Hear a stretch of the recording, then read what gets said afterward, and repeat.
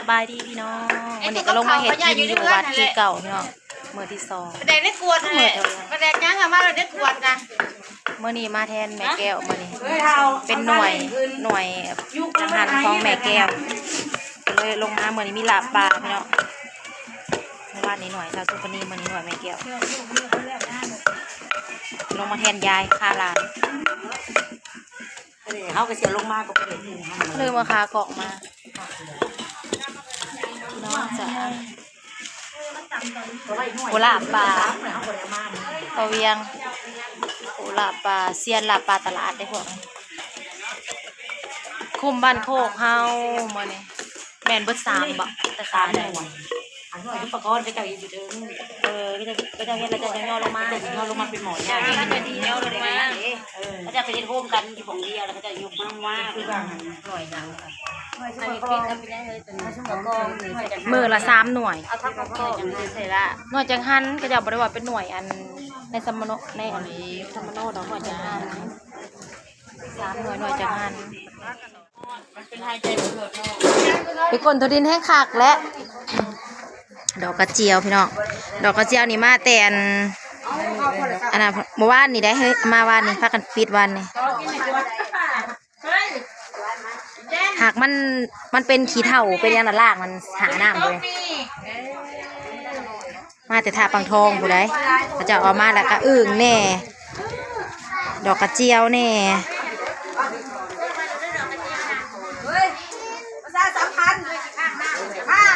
ลวกโลดล่างแล้วเดี๋ยวมากันไปเฮ้ยไปเยือนไทย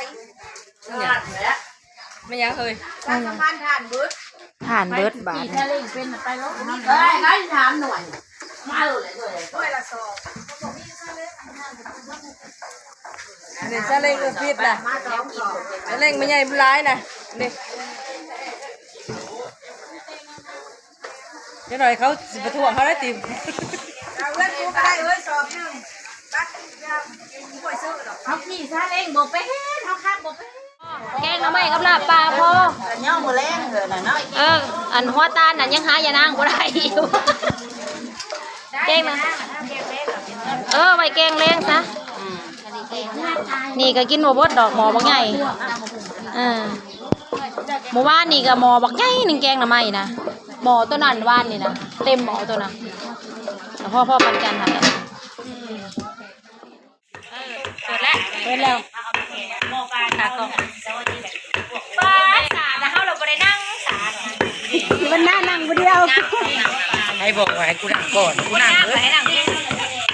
เขาไปตั้งสาให้บอกว่าเอาสาลงมาหนุ่มเขาต้องนั่ง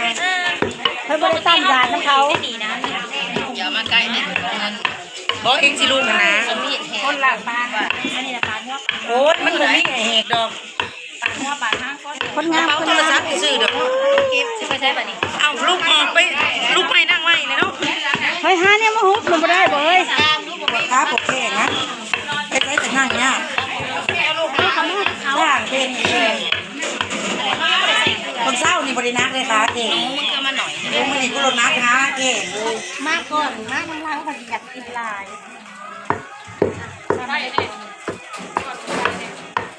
กินแล้วมันหยาบนั่นแหละยังคือกันเขาให้กินแล้วหยาบเอามาปีกตุ๊กเขาเห็นไหมคะก็จีอ่ะ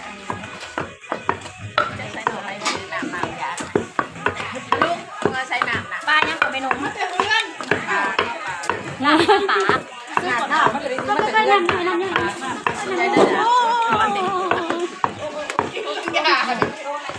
เพื่อนของเขาว่าดำหน่อยเขาก็เฮ็ดช่วยกัน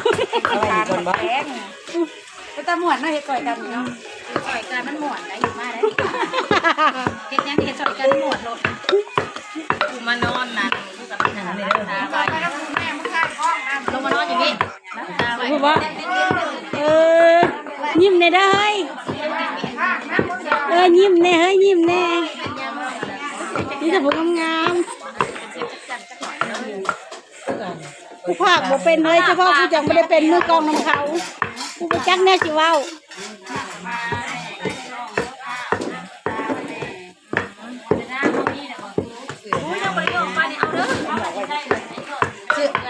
ก เนี่ยเสือพวกคนนี้ปั่นเด้อ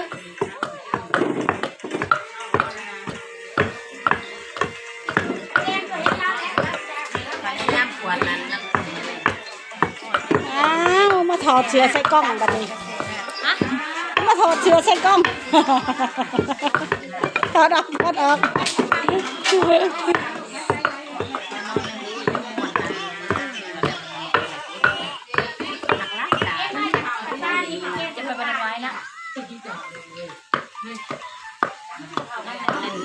วันนี้จงใช้มีคนทักมากดกลางวะ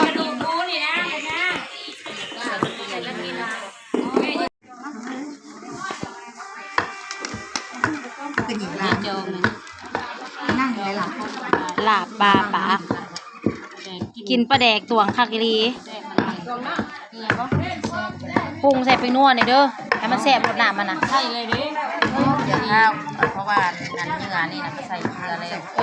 ใส่แล้วค่ะบอกให้มันเค็มมานะให้มันพอดีแซ่บ เอาลงมาแล้วครับค้าค่ะที่พ่อเราซีบมานี่ ซีบอีก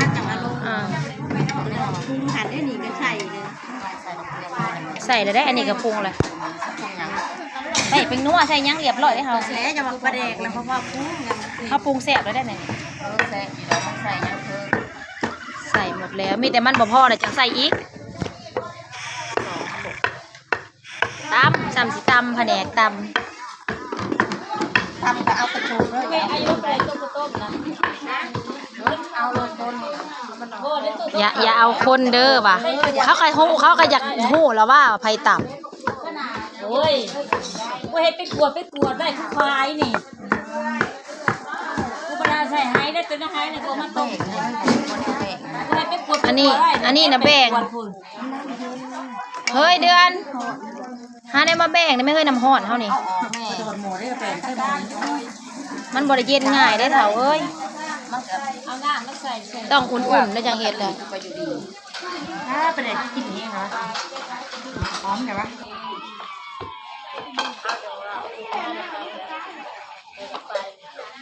ตั้งใจเลือกเป็นเงิน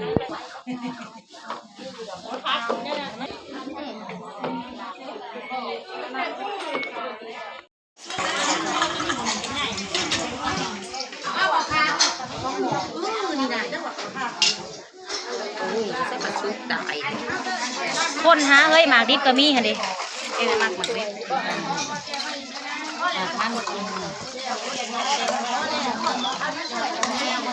ในตู้เย็นกับพี่ในตู้แก้ว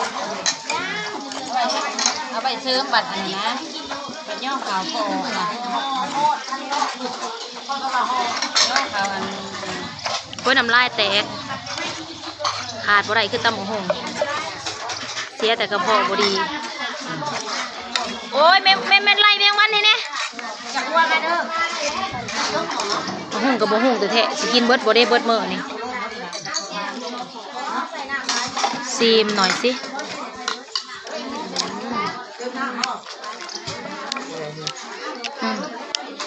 ได้ละพอละ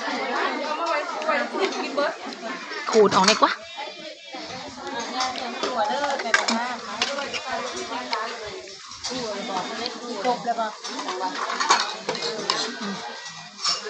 บ่ต้องตักหลายเฮ้ยมันสิกินบ่เบิดเขาสิว่าเขาตำบ่แซ่บส่งต่อแน่จ้าจักพาจักถ้วยเศร้าหาเฮ้ยสิมีอยู่10 6คนแล้วเนี่ยเศร้าหา ดักโบราณอีก ตำมะฮง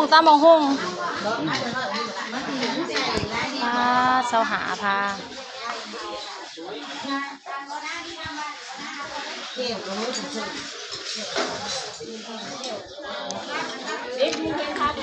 อาตามาสิจับไปก่อนกลุ่มนี่นะหัวตาล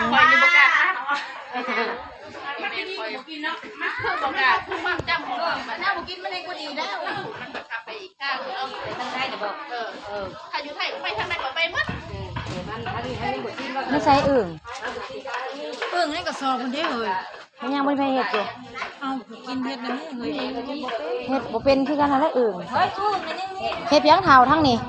ต้มยังอันนี้นะ ไข่อื่น ต้มไข่อึ่งยังมีหอดหวานอยู่ประเดี๋ยวนี้นะเอาในใส่อึ่งนะไผ่ต้มอึ่งนะได้ยินว่าอึ่งฮะยังไม่ไผ่เห็ดอยู่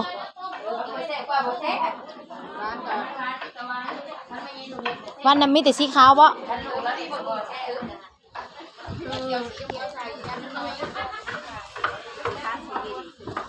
ในใส่อึ่งนะ เอาไปเมียนใส่ใส่ ตัวว่าให้ ไหนนี่พี่พ่อไปแล้วด้วยง่ายแรงเลยจุดที่ลูกค้าใส่ดีๆจังเนาะแกงไม้ โอ้ยต้มอึ่งก็ต้มจนเปื่อยบ่ได้เถาเอ้ย มากใส่แกงไม้ยังแซ่บได้ถึง ใบก็ยังบ่ได้แกงได้แกงแล้วเอาแล้วเห็ดทำแม่พอไปตะหน่ายไรเอาไว้นี่ยังบ่ได้อันนั้นอยู่บ่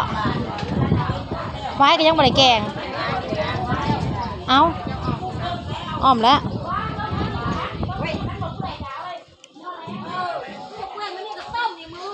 ใครเอาเบิ่งแน่ใครเบิ่งดูใครเบิ่งดูอึ่งนะมันเป็นโตเท่าใด น้องเอ้ย ฮะ น้องเอ้ยต้มแล้วน้องเอ้ยไม่ยังเอ้ย ต้มไว้รถแล้วแมลงต้มจัก3 มื้อนี่เนี่ยเมื่อวานนี่ไอ้อึ่งอันนั้นอึ่งยังอันนี้อึ่งยางเอาเร็วไปหาแนวหาหมอมาใส่สิได้พี่น้องอึ่งยางตัวน้อยเนาะโอ้ยต้มง่ายอยู่ดอกเจ้าเห็ดแบบใดเฮาคือบ่ฮู้เด้ออึ่งเอามาให้2 สอบหากบ่มีไผกล้าเฮ็ด